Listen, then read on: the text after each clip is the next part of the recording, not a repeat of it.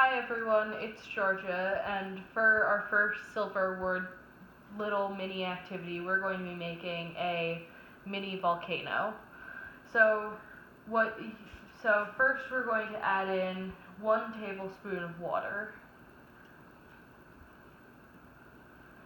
Next we're going to add in half a tablespoon of vinegar. Next we're going to add in half a tablespoon of dish soap.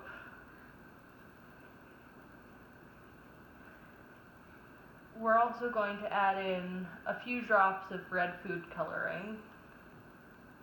This part is optional.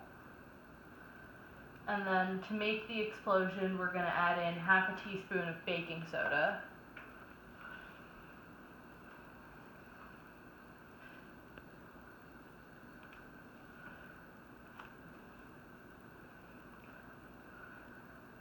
And there we go, there's our eruption.